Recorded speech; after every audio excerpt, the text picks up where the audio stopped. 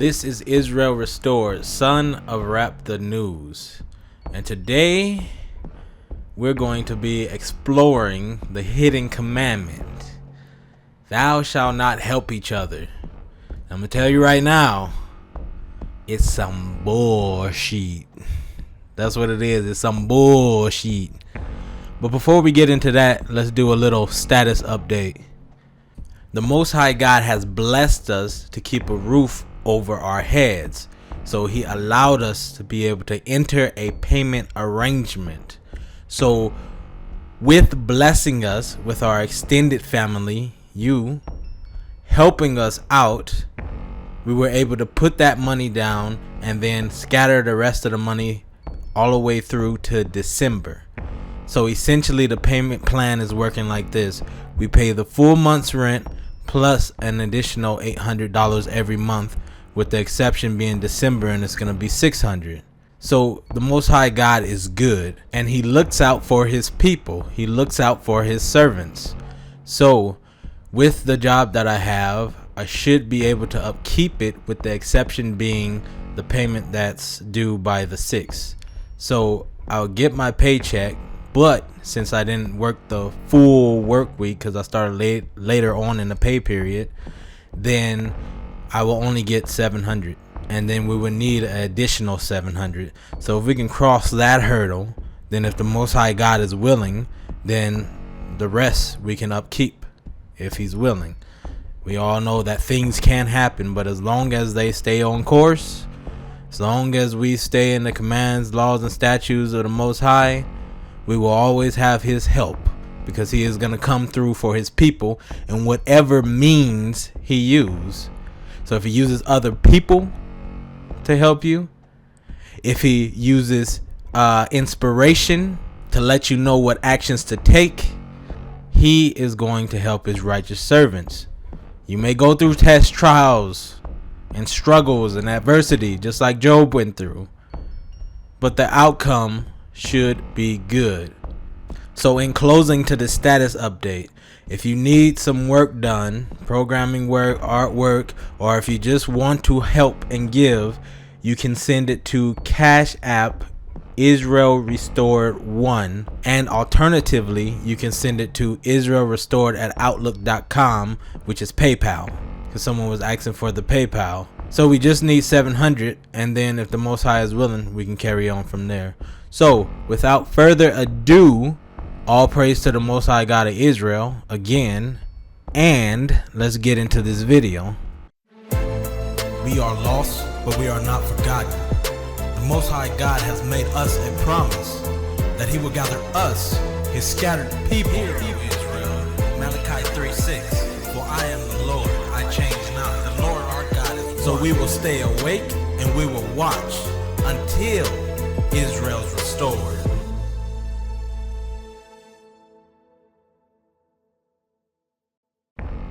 So you have this comment from a sister that has the username Romy Black 1111, and she starts it out, and this is on the video that I did called The Balance System.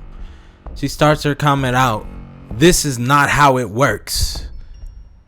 This is not how what works." We were talking about the balance system. Some people want to call it karma, to where give, just, measure, and weight. Whatever you sow, that is what you're going to reap. Thus says the Most High God of Israel. So you couldn't possibly be talking about that, because that is indeed how it works. But in this case, it appears that this sister is referring to helping one another. So apparently she's found the hidden command that states, "Thou shalt not help one another, nor shalt thou ask for help." So you're starting your comment off with falsehood either way, regardless of which one you're talking about. And then continuing on, she says some truth. One thing my father told me is that be careful when somebody mixes falsehood with truth, because then you got the devil. The devil mixes truth with falsehood, and that's to pump and promote their narrative. That's why it's always important to come directly from the scriptures, because then you're backed by the Most High God of Israel, you're backed by truth instead of coming from your feelings, coming from your wishes, your desires, coming from yourself. Come from Scripture. So let's continue reading the comment. The Most High wants you to turn to Him in all circumstances. Yes, that is true. You always turn to the Most High God of Israel. Nowhere in the video will you see or hear that I said do not turn to the Most High God of Israel. You always turn to the Most High God of Israel. You constantly pray to the Most High God of Israel. That is how it works. And you take action. So you have faith, but what good is faith without works? You have to put in the works. In His system that He created, you have something to do. And you just do. But you don't take one away from the other. You don't take away praying and asking the Most High God for help, because that's the only way you're going to receive help. And then you don't take out working. And which work you're doing is righteous works. You can't be doing anything evil expecting a good gain. But you still have something to do. You still have to put in that effort. So it says the Most High wants you to turn to Him in all circumstances. When I was forced to sell my condo to avoid foreclosure, I turned to the Most High only, and He gave me a mortgage-free house. Yes, I said mortgage-free. So He gave me a mortgage-free house. Yes, I said mortgage-free. So question, you said you sold your condo. So that's work you had to do. Put it up for sale. And then your mortgage-free house, as someone posted in the comments, did it just fall from heaven? How did you get that mortgage-free house? You had to put in work. You had to inquire. You had to ask somebody about something. You had to talk to somebody. You have to put in the work. And then, did you take the money from selling your condo and go ahead and just pay off a house? Well, you had the means and you put in the work. But of course, you pray to the Most High God to guide you to the right choice and the right decision. You pray to the Most High God to help you in the endeavor, help you in the process. Because where else can you receive help if not from the Most High God of Israel? But He uses people, He uses situations, He uses inspiration in order to deliver this help. My father used to tell us a story about a man drowning. And he says, I'm waiting on the Most High God to help me. God, please help me. And then a helicopter comes by. Throw down the ladder to help him from drowning. Grab hold of the ladder. Come on. No, I'm going to wait for the Most High God to help me. And then a boat comes past. And they throw the lifeline. Grab hold. Come on. No, I'm waiting for the Most High God to help me. And then the boat leaves. And then the man drowns. Because all along, the Most High God has been sending the help. And you have to take the help. You have something to do. He wasn't going to magically float out of the water and get to dry land. But now since he drowned, he would have to answer the question, why did you not accept the help I was extending to you? You can't be too arrogant. Take the help that's offered to you. So let's finish reading the comment. You must seek the Most High God first, second, and last. Yes. Of course, we're in 100% agreement on that. Do not put your trust in man, for man is fickle. You don't put your trust in man. You put your trust in the Most High God alone. But what does that have to do with helping one another or asking for help? Question, have you ever asked somebody to reach something because it was too high for you? Have you ever asked somebody to take out the trash or do this or that task? Maybe it was too much for you. Maybe you was feeling sick. But have you ever asked for help? If it is forbidden to ask for help, don't you ever open your mouth and ask anybody for any type of help. If you can't reach it on the shelf, you better figure out a way, because it is forbidden and wrong. Because if you ask for help, you are committing sin. We gotta be reasonable and logical, but we also cannot just grab from anywhere. We go by the scriptures, and we're gonna get into scriptures to support everything that's being said. Because again, when I speak, I like to back it up with scriptures. But we're gonna finish reading this comment first. So when you are going through hard times, it is the Most High wanting your 100% dedication to Him by only relying on Him only. The Most High is not slack, and His words does not return void. Charity begins in the home. Stop and think, why did the Most High God put you in this situation? You need to seek Him first in all things. Of course, you always reflect on why things are happening. Is it a punishment? Is it just a test or a trial? But in every case, turn to the Most High God of Israel. You won't see me fighting against the truth. But when you mix in that falsehood, then you will see that I have something to say. Here's the falsehood. You can't ask for anyone to help you because it is not of the Most High. Otherwise, people would do it. Where does it say in scriptures, find it for me, that you cannot ask anyone to help you? It is forbidden that you should help one another. Otherwise, people will ask for help. And God forbid if people actually help you. That sounds like the backwards, worldly, Gentile way. Survival of the fittest, that Darwin's theory. That's what it sounds like. If you see somebody struggling, if you see somebody asking for help, you see a beggar, say, go get a job, you dirty bum. I'm gonna look past you. Again, if you saw Job on the street, you'll be like, tis, shame on you. Get out of that mind frame. That's how they want you. They don't want you to help each other. They want you to be against each other. They want you to think about yourself and be selfish. But what does the Most High God want? Well, you have our family right here by the name of Kofi. They responded with one of the supporting verses that I have as well. Because anybody who knows the scriptures would know that this is some hogwash. This is some bullshit. So they reply, it seems you don't understand. Did that mortgage-free house fall from heaven? We are commanded by the Most High to help each other. Asking for help is a humbling experience which is good for us overall. So they mentioned Deuteronomy 15 verse 11. And we're going to go ahead and read Deuteronomy 15 verse 10 through 11. Because that is what I have to read. And it is one of the supporting verses. So let's go ahead and turn to Deuteronomy 15 verse 10 through 11. I'll put it on the screen. Give generously to them and do so without a grudging heart.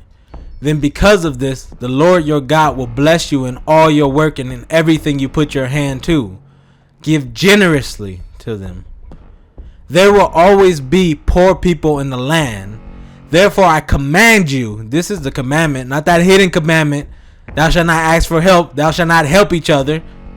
Therefore I command you, this is what the Most High God of Israel says, I command you to be open-handed toward your fellow Israelites who are poor and needy in your land.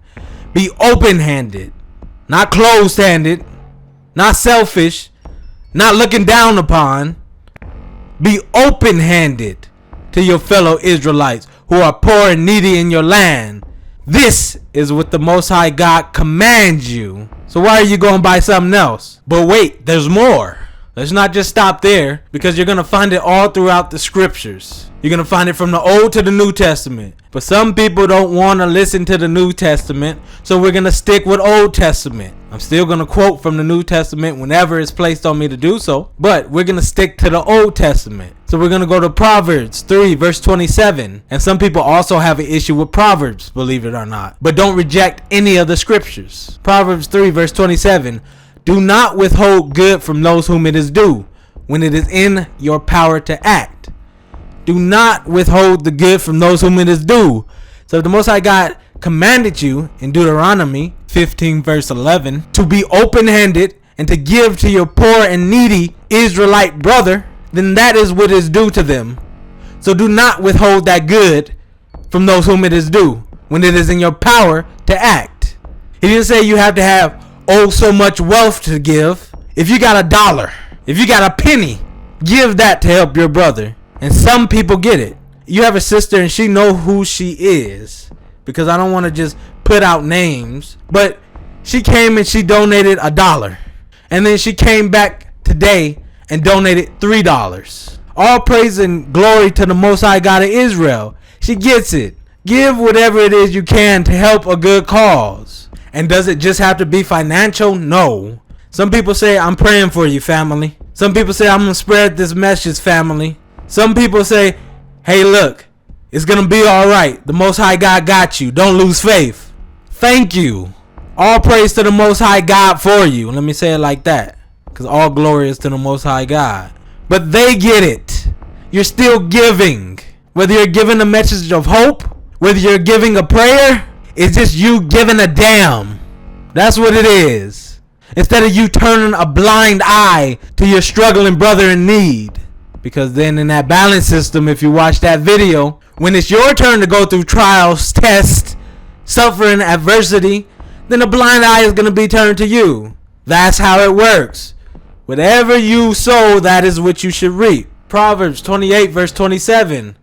Those who give to the poor will lack nothing, but those who close their eyes to them receive many curses.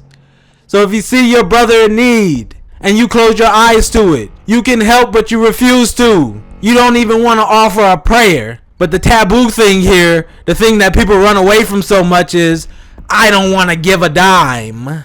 If I give money, something is just wrong with that. Then if you close your eyes, you are cursed. That is the penalty for not doing as commanded. In Deuteronomy 15 verse 11, be open-handed. I command you, thus says the Lord. Give to your brother in need. And we can keep going. Isaiah 58 verse 10. And if you spend yourselves in behalf of the hungry and satisfy the needs of the oppressed, then your light will rise in the darkness, and your night will become like the noonday.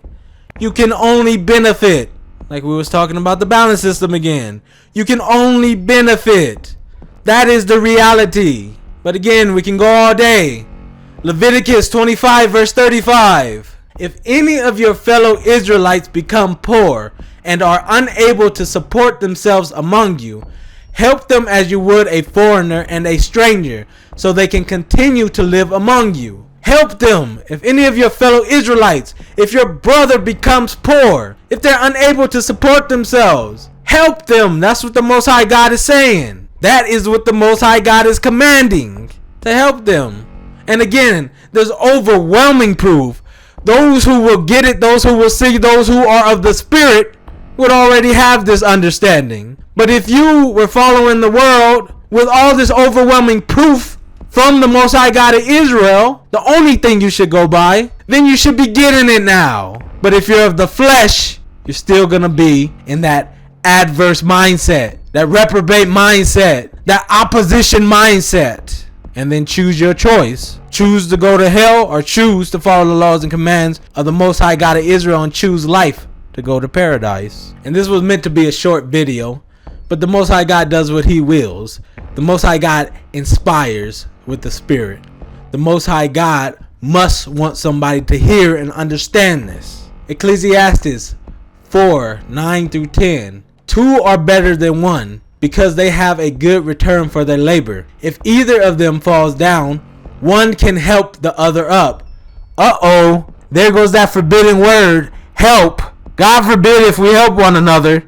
One can help the other up, but pity anyone who falls and has no one to help them up. So we help each other. Like I used the example the other day, if we were in our homeland, Israel, if somebody needed, if they were hungry, if they needed work, if they needed help with something, we would help our brother.